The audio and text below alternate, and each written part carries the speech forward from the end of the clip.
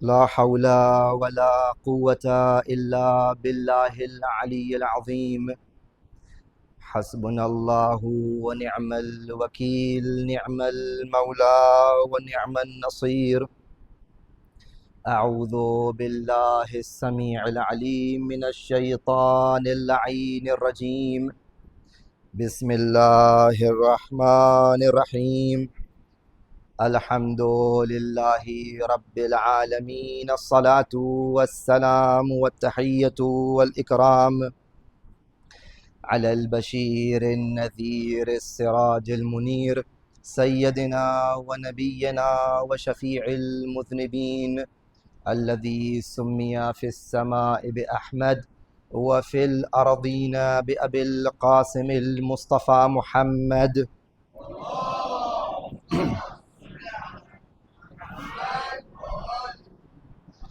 وعلى أهل بيته الطيبين الطاهرين المعصومين المظلومين، ولا سيما بقية الله في الأرضين، واللعنة الدائمة على أعدائهم أجمعين من الآن إلى قيام يوم الدين. أما بعد، فقد قال الله تبارك وتعالى: بسم الله الرحمن الرحيم. إنما يريد الله ليذهب عنكم رجس أهل البيت ويطهركم تطهيرا. صلوات بر محمد.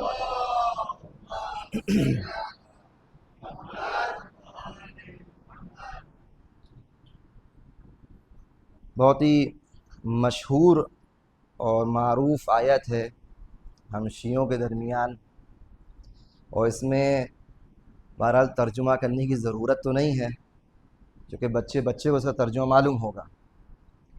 سالوں سے یہ آیت پڑھی جا رہی ہے، اس کے اوپر استدلال کیا جا رہا ہے، لیکن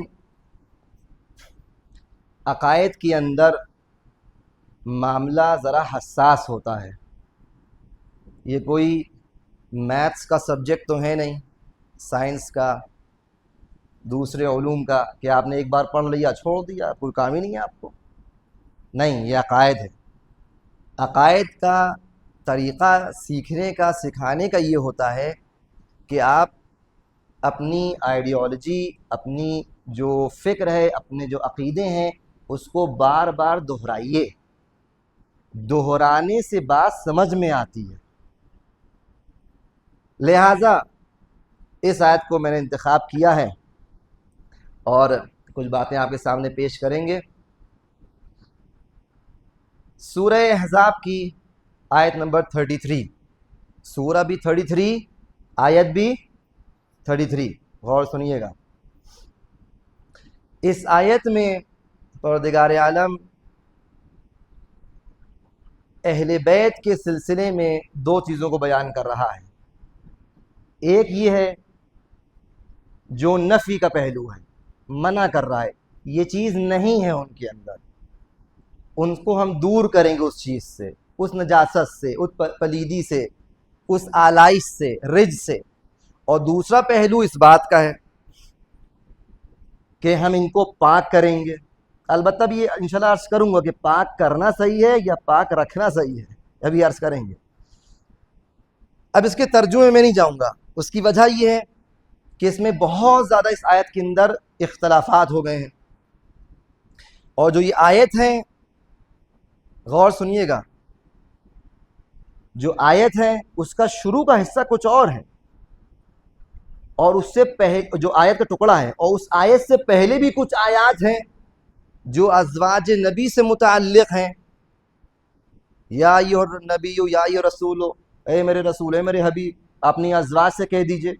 پھر کہا جا رہا ہے نساء نبی کا حکم ہے کہ انہیں نبی کی عورتیں، تو پہلے ازواج، اب ہمارے ساتھ ہیں، پہلے ازواج، پھر نبی کی نساء، پھر ہوتے ہوتے ایک دم سے یہاں پہ اہل بیت۔ تو دیکھیے ایک دم سے چینجز آ رہی ہیں الفاظ کے اندر قرآن کے، اور قرآن کی آیات کے اندر جب الفاظ بدلے جا رہے ہیں تو الفاظ کا کوئی معنی ہوتا ہے۔ خداوند متعال نے ہر لفظ کو اس کی مناسب جگہ پہ رکھا ہے، اسی لیے تو یہ زندہ کتاب ہے اور قیامت تک کا معجزہ ہے کہ اگر آپ اس لفظ میں اس ایک زبر و زیر کو آپ ادھر سے ادھر کر دیں تو اس کی فصاحت و بلاغت کے اوپر حرف آ جائے گا۔ ایسی عظیم کتاب آپ بہت آسانی سے سمجھنا چاہتے ہیں تو یہاں کا جو پہلا اس آیت کا 33 نمبر آیت کا پہلا حصہ ہے وہ یہ ہے کہ وَقَرْنَا فِي بُيُوتِكُنَّ وَلَا تَبَرَّجْنَا تَبَرُّجَ الْجَاهِلِيَّةِ الْأُولَىٰ، اے اللہ کے رسول کی بیویوں، وَقَرْنَا فِي بُيُوتِكُنَّ. اب بہت اس میں انٹرسٹنگ ٹاپکس ہیں، میں تھوڑا جلدی سے پڑھوں گا اور اپنی منزل تک آؤں گا، ہمارے ساتھ ساتھ رہیے گا. وَقَرْنَا فِي بُيُوتِكُنَّ، اہل سنت علماء نے جو تفصیل لکھی ہے اس میں دو ترجمے کیے ہیں. ایک معنی سکون کا ہے کہ وَقَرْنَ فِي بُيُوتِكُنَّ یعنی اپنے گھروں میں سکون سے اندر رہو. ایک معنی قرار کا ہے، جیسے کہتے ہیں جو شرارتی بچے ہوتے ہیں کہتے ہیں اس کو قرار نہیں ہے، یعنی مسلسل ہلتا رہتا ہے، ایکٹیو رہتا ہے، موشن میں رہتا ہے. تو اگر قرار معنی لے تو ہوگا وَقَرْنَ فِي بُيُوتِكُنَّ، اے اللہ کے رسول کی بیویوں، وَقَرْنَ اپنے گھروں کے اندر قرار سے رہو، بیٹھی رہو، باہر مت آؤ.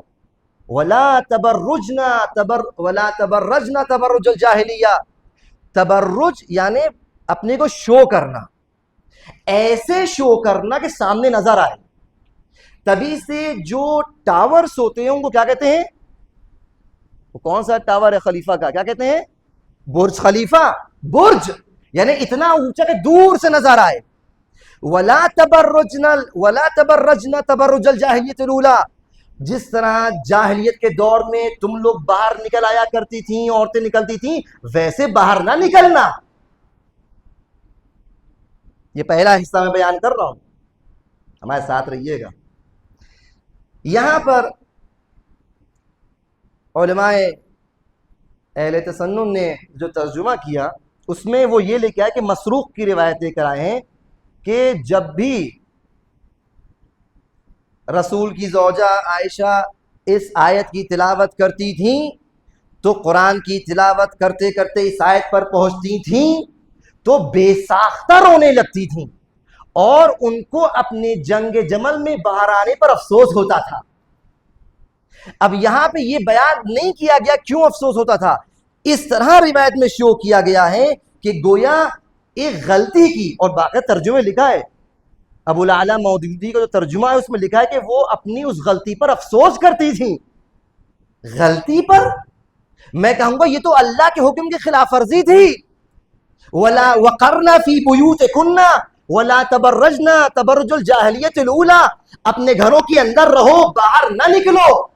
یہ صرف غلطی نہیں تھی، اللہ کے حکم کی خلاف ورزی پر ہی افسوس کرتی تھی، گریا کرتی تھی. یا تو یہ ہو سکتا ہے یا شاید یہ ہو سکتا ہے کہ آپ تو اس بات کے قائل ہیں کہ رسول کے ہمیشہ ساتھ ساتھ تھیں، رسول ہمیشہ ساتھ ساتھ رہتے تھے، ان کے گھر میں ان کے بستر پہ آیات نازل ہوتی تھیں، تو ان کو شاید وہ رسول کا قول یاد آ گیا ہوگا کہ یا علی حرب کا حربی وسلم کا سلمی، اے علی تم سے جنگ کرنا مجھ سے جنگ کرنا ہے، لہذا شاید روتی ہوں. واللہ اعلم، اس دو سے باہر آپ نہیں جا سکتے، یہی دو پروبیبلٹیز ہیں. اچھا، اس آیت کے بعد حکم آیا کہ تم نماز ادا کرو، زکوٰۃ دو، وَأَطِعْنَا اللَّهَ وَرَسُولَهُ، اللہ کی اطاعت کرو، رسول کی اطاعت کرو. انما یرید اللہ لیذھب عنکم الرجس اہل البیت ویطہرکم تطہیرا، اور پھر یہ تکملہ آیا. اب علماء میں اختلاف، ہنگامہ، شور شرابہ، یہ کیا اس کا مطلب ہے؟ پہلے تو ازواج رسول کہی جا رہی تھیں تو اہل بیت سے مراد ازواج رسول ہوں گی. بہت سے ترجمے لکھا ہے کہ ایک دم 100% نو ڈاؤٹ کہ اہل بیت سے مراد ازواج نبی بھی ہیں. بعض نے کہا نہیں نہیں نہیں، ازواج نبی کیوں، رسول کے اور بھی گھر والے تھے، آپ ازواج نبی کو صرف شامل نہ کیجئے، بلکہ اس میں ان کی بیٹی فاطمہ زہرا بھی ہیں، ان کے داماد، ان کے بھائی علی مرتضیٰ بھی ہیں، اور دونوں نوازے بھی شامل ہیں. ایک قول نے کہا نہ، صرف یہی نہیں بلکہ اس میں پورے قریش اور پورا ان کا قبیلہ شامل ہے. آپ دیکھیے وسعت دیے چلے جا رہے ہیں، دیے چلے جا رہے ہیں. لیکن بہرحال اب آپ بتائیے، جب اس آیت کے لفظ اہل بیت کا ترجمہ آپ نہیں کر پا رہے ہیں تو قرآن کافی کیسے ہے یہ بتائیے آپ ذرا. ایک سلمان پڑھے محمد وآل محمد پر.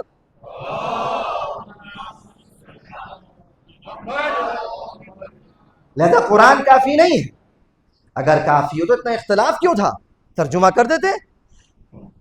اب یہاں پر بہرحال انما کا جو لفظ ہے شروع میں جو حصر کا ہے، توجہ کیجئے گا، نہایت ضروری یہ نقطہ ہے جس کو بہت سے اہل سنت مفسرین نے بیان نہیں کیا. اب وجہ شاید یہی ہو کہ ان سے مطلب نہیں تھا، کیونکہ اگر یہ انما کو لے لیں تو بہت کچھ ثابت ہو جائے گا، لہذا اس کو ٹچ ہی نہیں کیا. بحث پہ بحث ہو رہی ہے، طولانی بحثیں ہو رہی ہیں. یرید اللہ سے کیا مطلب ہے؟ یہی جیسے میں نے ابھی بیان کیا، ابو العالیٰ مودودی نے لکھا ہے کہ اس میں اتنی بحث کرنے کی ضرورت ہی نہیں ہے. اس کا سامنے کا ترجمہ یہ ہے کہ اللہ یہ چاہتا ہے کہ تم اہل بیت کو، ساری ازواج کو، امام حسن، امام حسین، جناب زہرا، امام المومنین، سب کو، یہ پورے جو اہل بیت ہیں ان کو پاک کرے. یہ اللہ کا ارادہ ہے. اب باقی آپ کی مرضی. ترجمہ دیکھا ہم نے کیسے کیا ہے؟ اللہ کا یہ ارادہ ہے، باقی آپ کی مرضی. یہ ایک ترجمہ. یہاں پہ آ کے اختلاف، ہنگامہ. اب اس پہ بھی ہنگامہ ہو رہا ہے ترجمے کے اندر. لِيُذْهِبَ عَنْكُمُ الرِّجْسَ سے کیا مراد ہے؟ یہاں پہ ہم بس بیان کر کے اپنی مطلب کو ختم کریں گے. یہ میں نے آپ کو سرخیاں دی ہیں جو جیسے کہتے ہیں ہیڈنگز ہیں، اس پہ آپ غور کیجئے گا. جب قرآن کی تلاوت کیجئے غور کیجئے کیا مطلب ہے. انما یرید اللہ لیذھب عنکم الرجس، کہ بے شک بس اللہ کا یہ ارادہ ہے کہ ہم تم اہل بیت سے اس رجس کو، جو کہ نجاست ہے، گندگی ہے، امپیورٹی ہے، اس کو دور کریں. ترجمہ کیا گیا دور کریں. اگر ہم ترجمہ یہ کریں، توجہ کیجئے گا، اگر ترجمہ یہ کیا جائے کہ آپ اس رزق کو دور کریے، جو اردو دان اس کو سمجھتے ہیں، تو اس کا مطلب یہ کچھ تھا اس لیے دور کیا جا رہا ہے. جس طرح رفع اور دفع کا مسئلہ ہے، آپ کہتے ہیں کہ مصیبت کو رفع کیا یا مصیبت کو دفع کیا. اگر مصیبت لاحق ہو گئی ہے تو پھر رفع کی جائے گی، اٹھائی جائے گی. اگر مصیبت سے پہلے سے بچانا ہے تو اس کو دفع کیا جائے گا، آنے نہیں دیا جائے گا. تو یہی مسئلہ یہاں پر بھی ہے. اہل بیت سے رزق کو دور کیا گیا ہے. یعنی یا اللہ کیا تو یہ چاہتا ہے کہ اہل بیت سے رزق دور کر دے یا ان کو دور رکھے؟ جو ترجمہ آپ یہاں کریں گے اسی کے برابر کا ترجمہ یطہرکم میں ہوگا. اگر آپ نے یہ کہا کہ اللہ کا ارادہ ہے کہ رجس کو اہل بیت سے دور کرے تو یطہرکم کا ترجمہ ہوگا کہ تو پھر اللہ کا یہ بھی ارادہ ہے کہ آپ کو اہل بیت کو پاک کرے. لیکن اگر ترجمہ یہ کیا کہ اللہ کا ارادہ ہے کہ رزق کو آپ سے دور رکھے تو ترجمہ تو طہر کا ہوگا کہ طہارت آپ کو پاک رکھے، نہ کہ کرے. یہ بہرحال ایک نقطہ ہے، اس پہ غور کیجئے گا. آپ کہیں گے پھر وہ جو میں نے اس دن بات بیان کی تھی، میں آج کل اسی پہ کانسنٹریٹ کر رہا ہوں. آپ کہیں قرآن ثابت کریے، کوئی مثال لے کے آئیے. یہ قرآن جو سمجھ نہیں آ رہا یہ کہاں ہے، باقاعدہ کہاں ہے؟ اور ہم نے بھی عرض کیا کہ لوگوں نے کہا کہ کوئی شک نہیں ہے اس میں کہ اس میں یہی مطلب ہے. ارے ایسے کیسے شک نہیں ہے؟ کیسے شک نہیں ہے بھائی؟ اتنے احتمالات، پروبیبلٹیز. عقل یہ کہتی جب کسی آپ پروبیبلٹی کو تقویت دے رہے ہیں، احتمال کو تقویت دے رہے ہیں کہ یہ والا احتمال ہو سکتا ہے، اس کی دلیل لے کر آئیے. بغیر دلیل کے، بغیر مرجح کے آپ ترجیح نہیں دے سکتے ہیں. قرآن دلیل لے کر آئیے. ٹھیک ہے، ہم بس ایک بات بیان کریں گے، اس کی بات ختم ہو جائے گی. یہ جو یطہرکم کی لفظ ہے، توجہ کیجئے گا. یطہرکم ایگزیکٹ گرامر کے حساب سے عربی میں یہ باب تفعیل کا ایک صیغہ. بہرحال یہ سب جو عرب ہیں اور یہ جو ماشاءاللہ آپ لوگ عربی پیچھے حضرات سب جانتے ہیں، یہ لوگ اس کو محسوس کریں گے. یہ جو تطہیر کی لفظ ہے، تطہیر، تفعیل کا جو باب ہے، ایگزیکٹلی یہی باب استعمال ہوا قرآن میں سورہ بقرہ آیت نمبر 125 میں، جس میں پروردگار عالم یہی طہارہ کی لفظ استعمال کر رہا ہے. لیکن وہاں سب نے ترجمہ کیا پاک رکھے. ارے یہ کیسے ہو گیا؟ توجہ کیجئے گا. ہاں توجہ کیجئے گا. सूरह बकरा आयत नंबर 25 कह रही है, बीच का टुकड़ा है, वइज़ अहिदना इला इब्राहीम व इस्माईला अन तहरा बैती लित्ताइफीन। मैंने, जब अल्लाह कह रहा है, जब मैंने इब्राहीम और इस्माइल से इस बात का अहद ले लिया कि तुम मेरे घर को ताहिरा, वही युताहिर मुजाहिरे का सीगा प्रेजेंट टेंस है, फ्यूचर टेंस है, और यहां ताहिरा पास्ट टेंस है, लेकिन मादा वही है। ताहिरा, तुम दोनों पाक करो। अगर तर्जुमा आप ये करना चाहें उन वाला, उन हजरात वाला, पाक करो, लेकिन किसी ने ये तर्जुमा नहीं किया। सब ने तर्जुमा किया कि जब अल्लाह ने इब्राहीम से, इस्माइल से कहा कि मेरे घर को पाक रखो, तो जब आप यहां पाक रखो तर्जुमा कर रहे हैं, तो फिर यहां ही पाक रखो तर्जुमा कीजिए। अच्छा, यहां क्यों पाक रखो तर्जुमा हो रहा है? सब ने एक साथ कहा इसलिए कि यहां तो कोई नजासत अभी है ही नहीं, अभी तो कवाइद काबा उठाए जा रहे हैं, अभी तो काबे की एक मेमारी हो रही है। यहां तो एक मासूम, दो नबी एक मजदूर बने हुए हैं जो काबे को तामीर कर रहे हैं, कवायद को बुलंद कर रहे हैं। अभी तो बुद्ध भी नहीं है जो इसमें नजासत तस्वूर किया जाए। जब नजासत नहीं तो आप ये नहीं कह सकते पाक करो, होगा पाक रखो, कि कोई नजासत आने ना पाए। तो ये कुरान की एक मिसाल हमको शाहिद कुरानी मिल गया कि जहां ताहिरा का माना पाक रखो है, तो अगर यहां पाक रखो है तो यहां पर भी पाक रखो में कोई ऐब नहीं होना चाहिए। एक सलवात पढ़े मोहम्मद वाले मोहम्मद पर।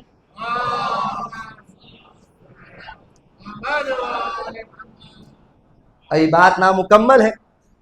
तो यहां तक देखिए, अभी ये मैंने साबित किया कि ताहिरा का माना जरूरी नहीं कि पाक करो हो, पाक रखो, पाक रखो।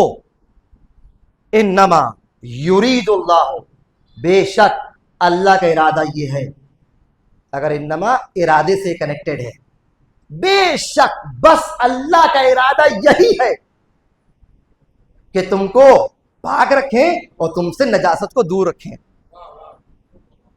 और अगर इन्नमा कनेक्शन युज़हिबा से है तो तर्जुमा होगा कि अल्लाह का इरादा यह है कि बस तुमसे यही हम दूर रखें। अगर इन्नमा कनेक्शन रिज से है तो तर्जुमा यह होगा कि अल्लाह का इरादा यह है कि आपसे दूर रखे बस सारी नजासत को। और अगर तर्जुमा आप ये कर रहे हैं और एहतिमाल चौथा ले रहे हैं कि इन्नमा कनेक्शन कुम से है, अनकुम, जिसकी तफसीर अहलल बैत है, तो इसका तर्जुमा ये होगा कि अल्लाह का इरादा ये है कि आप अहले बैत से, आप बल्कि यूं फकत आप अहले बैत से इस नजासत को दूर रखें और आपको ऐसा पाक रखें जो पाक रखने का हक है। और इस एहतिमाल से इस्मत अहले बैत साबित होती है। लेकिन अब आइए वो आखिरी मरहला पे ज़हमत तमाम। अहले बैत से मुराद कौन है? हंगामा मुफस्सिरीन में वो अहले तशय्युअ हैं और अहले सुन्नत हैं, 10 बेगरेबान हैं। वो अपनी किताबें लिख रहे हैं, ये अपनी किताबें लिख रहे हैं, वो अपनी बात को साबित कर रहे हैं, अपने मुद्दा के इस बात में लगे हुए हैं। माजरा क्या है? देखिए, हम सिंपल सी बात, एक तो दो बातें मैं कहूंगा, सिंपल सी बातें हैं। देखिए, अगर ये आये तत्हीर इस बात को साबित कर रही है कि जो भी अहले बैत हो, जो भी हो, चाहे पूरा कुरैश हो, चाहे पूरा बनी हाशिम हो, चाहे अज़वाज भी शामिल हो, जो भी हो, अगर ये आये तत्हीर इस बात को साबित कर रही है कि ये अल्लाह ने इस अहले बैत से नजासत को दूर कर दिया है, एक, दो, और फिर ऐसा पाक रखा है जो पाक रखने का हक है, तो फिर ये अहले बैत वाली जो मसादीक हैं, जो इस बात के मुद्दई हैं कि हम अहले बैत हैं, जरा सामने आ जाए। वल्लाह तारीख में मुझे नहीं मिला कि किसी ने दावा किया हो सिवाय अहले बैत अलैहिस्सलाम के سوائے ائمہ اطہار کے کہ ہم اہل بیت مراد ہیں۔ اس کی وجہ یہ ہے کہ اس دور میں جب یہ آیت نازل ہوئی سب کے لیے اتنا واضح تھا کہ یہ آیت ایسی عصمت کو پیش کر رہی ہے کہ جس میں ایسا حصار ہے کہ جس میں گناہ کا امکان نہیں ہے۔ اگر کوئی آگے آئے گا تو وہ جھوٹا ثابت ہو جائے گا۔ ایک صلوات پڑھے محمد و آل محمد پر۔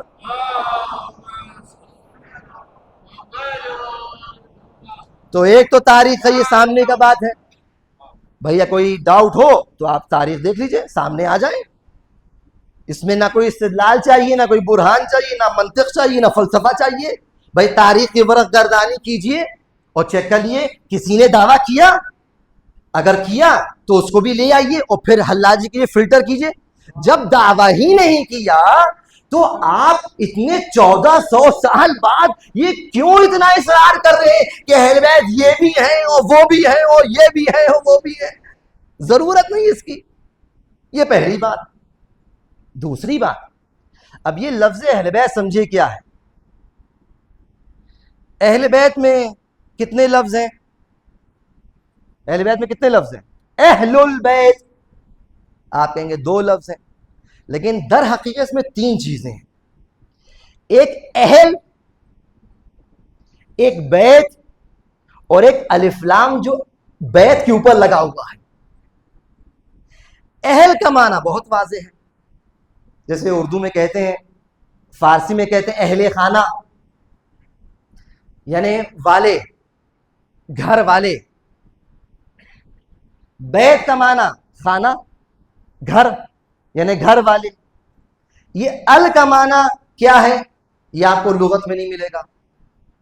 عربی گرامر میں ال کو اگر سمجھنا ہے تو اس کے 2 معنی ہوتے ہیں، یا تو اس کا معنی سب، استغراق، شمولیت، سب، جیسے آپ نے کہا الحمدللہ رب العالمین، الحمد، ساری حمد اللہ سے ہے اور اللہ کے لیے مخصوص ہے جو رب العالمین ہے، ساری حمد، یہ ہو گیا ال کا معنی۔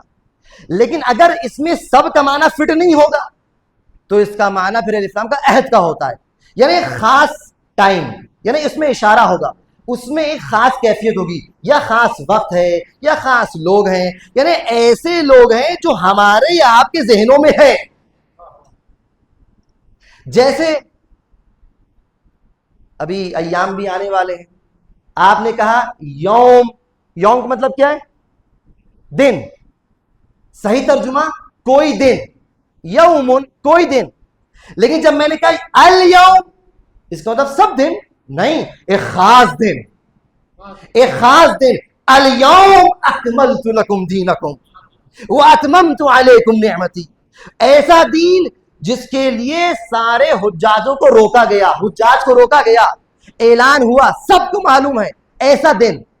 تو جب کہا البیت، اہل البیت، تو یہاں کوئی گھر نہیں، ایک خاص گھر، سب گھر نہیں، ایک خاص گھر۔ یہ گھر آخر کیسے معلوم ہو؟ عزیزان گرامی، میں بار بار اس بات کو کہہ رہا ہوں کہ یہ اگر آپ صرف اس بات کا نعرہ لگائیں گے کہ ہمارے لیے قرآن کافی ہے، دیکھیے قرآن ضروری ہے، لیکن قرآن کو سمجھنے کے لیے بہت سی چیزیں چاہیے ہیں۔ قرآن کا ظاہر ہے، قرآن کا باطن ہے، قرآن میں ناسخ ہے، قرآن میں منسوخ ہے، قرآن میں عام ہے، قرآن میں مطلق ہے، مقید ہے، عام ہے، خاص ہے، ناسخ، منسوخ، بہت ساری بحثیں ہیں۔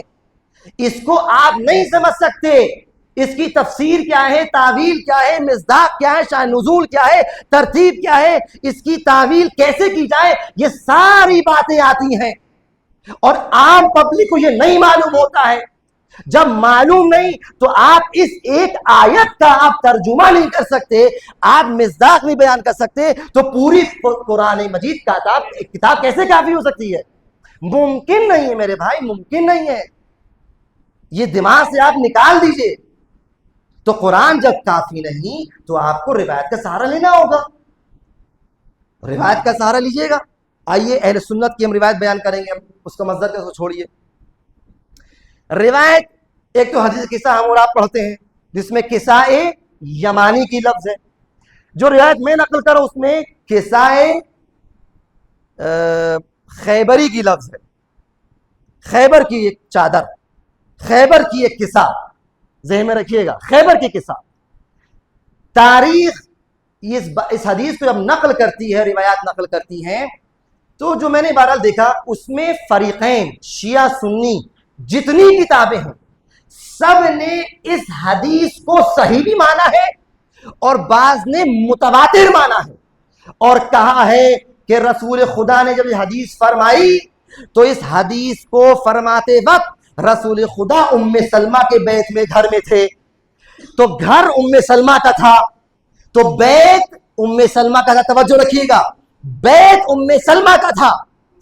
رسول نے چادر منگوائی اور چادر اور کسائے خیبری تھی، یعنی گویا اس بیت میں جو کہ بیتن تھا سب کا بیت شامل ہو رہا تھا۔ رسول نے جو ایک شارع ہیں انہی نے ایک چادر منگوا کر ایک اپنا خاص بیت بنوایا، ایک خیمہ بنایا، ایک ایسا غدیری خیمہ اور خیبری خیمہ کہ اس میں رسول اللہ نے چادر کو اوڑھا، اور اس مختصر سے بیت میں جو کہ اب خاص بیت ہے، عام بیت نہیں ہے، اس خاص بیت میں رسول نے جب چادر کو اوڑھا تو اس محمدی نور کی تجلی جب ہوئی ہے اور اس میں جاذبیت جب پیدا ہوئی ہے تو اس کے اجزاء اپنے آپ ملنا شروع ہوئے۔ ایک مرتبہ امام حسن آئے، ایک مرتبہ امام حسین آئے، ایک مرتبہ جناب زہرا آئی، ایک مرتبہ امام مومنین آئے۔ جب یہ سب کے سب جمع ہو گئے تو ادھر فرش پر تمام پنجتن کا نور جمع ہوا، ادھر جبرائیل جو کام کر رہے ہیں، ملک ہیں، کوئی ذمہ داری ہے، ملک بیکار نہیں بیٹھے ہوتے، اپنے اس اللہ کی ذمہ داری کو چھوڑ کر جو فرش میں ہوا ادھر عرش میں متوجہ ہو گئے۔ یا اللہ ومن تحت الکساء، یہ کساء کے نیچے کون ہے؟ اب اللہ نے جب معرفی کی ہے تو انداز ہی ہے، ہم فاطمۃ و ابوہا و بانوہا و بنوہا۔ ایک صلوات پڑھے محمد و آل محمد پر۔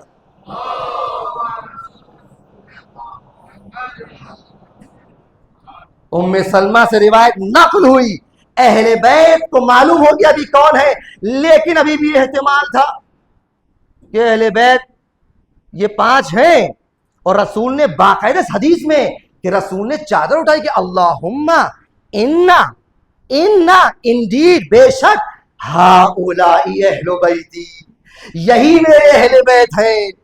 لیکن یہاں پہ اب گنجائش ضرورت نہیں تھی ان سب باتوں کی، لیکن بہرحال ام سلمہ کا بھی ایک مقام ہے، اور ام المومنین جتنی بھی ہوں ہر ایک کے درجات ہوتے ہیں۔ ام المومنین جناب خدیجہ ان کا الگ درجہ، ام المومنین ام سلمہ کا ان کا الگ درجہ، اور باقی ام المومنین کا الگ درجہ، ہر ایک کے الگ درجات ہیں۔ یہ جو ام سلمہ تھیں انہی نے ایک ایسا کام کیا کہ جس کے بعد یہ چیپٹر کلوز ہو گیا۔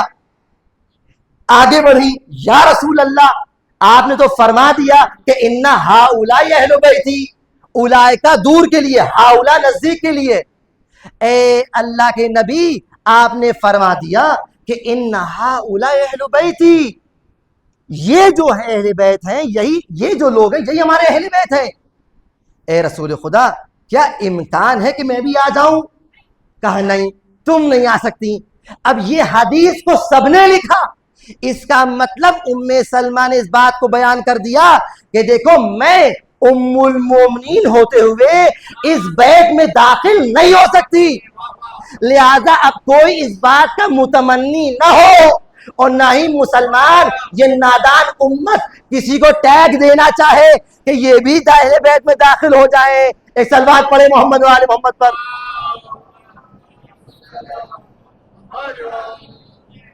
بس ایک بات اور میں بیان کر دوں، شاید 2-4 منٹ میں زیادہ لے لوں، ابھی روز عرفہ آنے والا ہے۔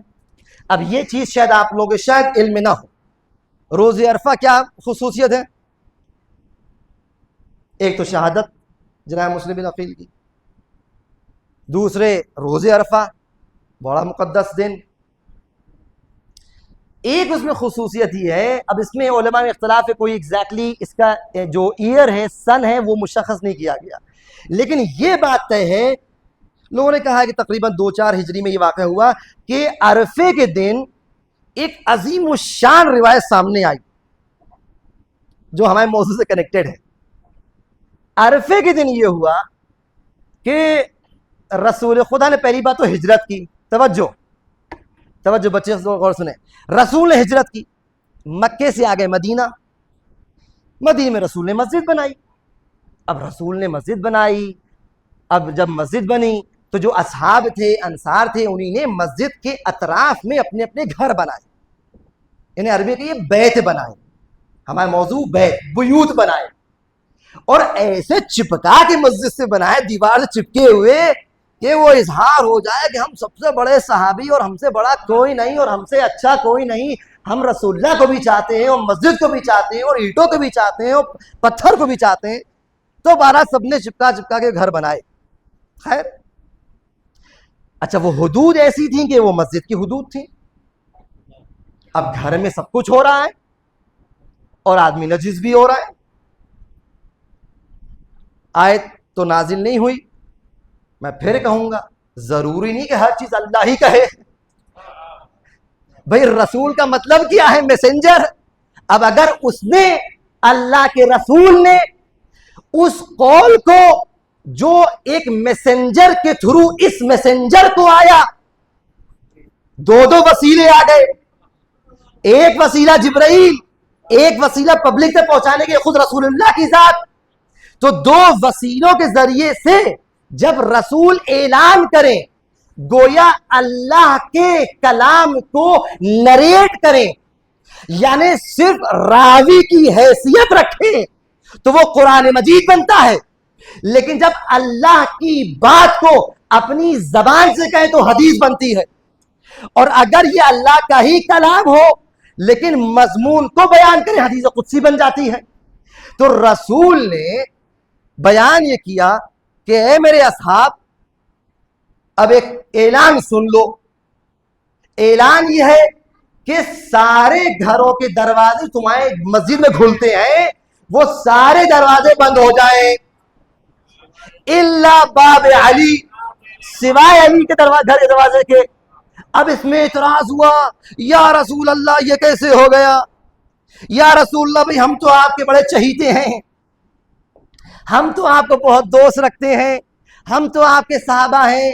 بڑے بڑے صحابہ نے اس بات کا گلا شکوہ کیا، تاریخ نے نام بھی درج کیے ہیں، خلیفہ اول نے، خلیفہ دوم نے، خلیفہ سوم نے، اور بہت سے لوگوں نے اعتراض کیا، حتیٰ خلیفہ دوم آ کے رسول سے کہتے ہیں یا رسول اللہ، توجہ کیجئے بس جملہ ختم ہو رہا، یا رسول اللہ اب یہ حکم تو آ گیا ہے، جو آپ کہیں گے میں ماننے کو تیار ہوں، لیکن یا رسول اللہ اگر اجازت ہو تو ایک سوراخ کر دے دیوار کے اندر، ایک سوراخ کی اجازت دے دیجئے۔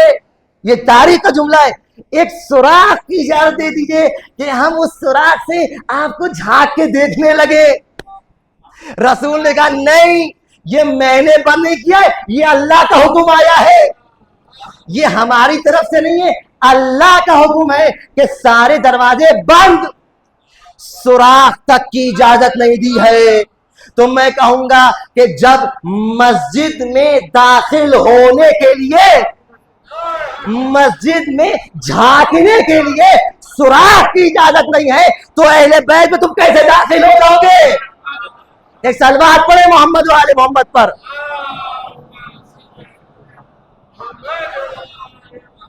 بہرحال ہم نے کہا تھا چند منٹ ہم زیادہ لیں گے، لیکن یہ اہم پوائنٹ تھا، مرتبط تھا، دماغ میں آ گیا۔ تو اہل بیت یہ ہستیاں ہیں، اور آپ دیکھیے آج کی شب جو شب شہادت امام باقر علیہ السلام ہے، امام پنجم روایت کرتے ہیں، خود امام ششم چھٹے امام فرماتے ہیں میں کمسن تھا اور مدینے سے ہم کو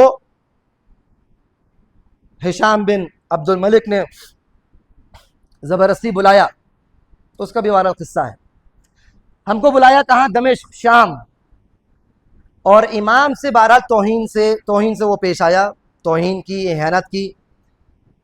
امام کو 3 دن تک دربار میں حاضری کی اجازت نہیں تھی. امام کی شہادت کے بارے میں بہرحال متعدد روایات ہیں. روایت یہ ملتی ہے کہ امام پنجم کی جو زین تھی خود ان کی پرسنل زین گھوڑے کی نہیں تھی. ایک زین پہ زہر لگایا گیا اور زبردستی امام کو بٹھایا گیا.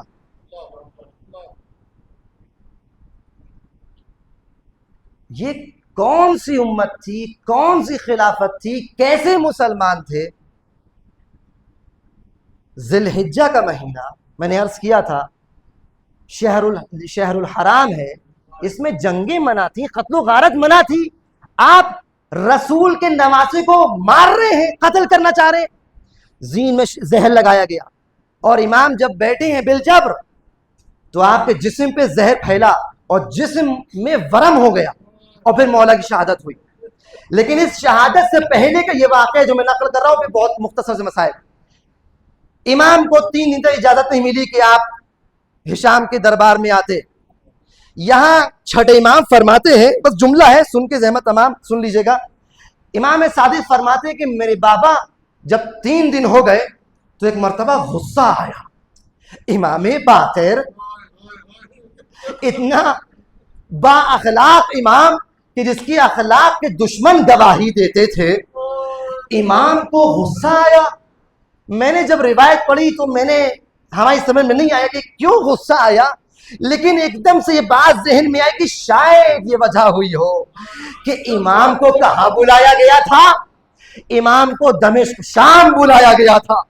امام 3 دن تک تو ٹھہرے لیکن اللہ شاید امام کو وہ منظر یاد آ گیا ہو. ارے کون سا منظر, جب امام باقر 3 سال کے تھے, کربلا کے واقعات کے چشمدید گواہ تھے. ارے امام کو ہو سکتا ہے وہ بازار شام یاد آ گیا ہو کہ جہاں پر کس طرح اہل حرم کو باہر در کے وہ کوفہ کے باہر, اس کے بعد شام کے باہر ٹھہرایا گیا تھا اور آسمان کے نیچے 3 دن تک دھوپ میں اہل حرم تپتی دھوپ میں برقرار رہے اور قیام رہا. اجرکم علی اللہ. امام سجاد علیہ السلام کا وہ دور بھی امام باقر کو یاد آیا ہوگا کہ کس طرح ظالم ہر چھوٹی سی بات پر میرے بابا کی پشت پر تازیانے مارتے تھے. وہ دور بھی یاد آیا ہوگا کہ میں جب 3 سال کا تھا تو میری پھوپھی جناب سکینہ جو رشتے میں پھوپھی ہوتی ہیں, ارے ان کے کس طرح تماچے مارے گئے ہوں گے. یہ تمام دور امام سجاد کو یاد آئے ہوں گے. امام علیہ السلام کا انتقال ہوا لیکن انتقال سے پہلے, شہادت سے پہلے امام باقر نے ایک وصیت کی کہ اے جعفر, اے صادق آل محمد, دیکھو تم 800 درہم وقف کر دینا کہ منی میں 10 سال تک میرا ماتم ہونا چاہیے.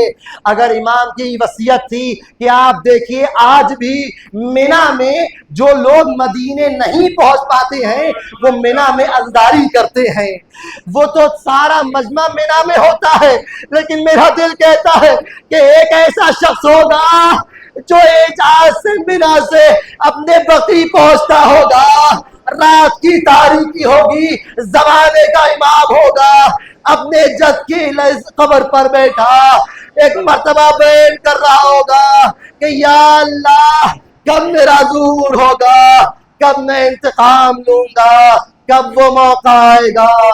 الا لعنت اللہ علی القوم الظالمین وسيعلم الذين ظلموا أي منقلب ينقلبون. ماتم حسین.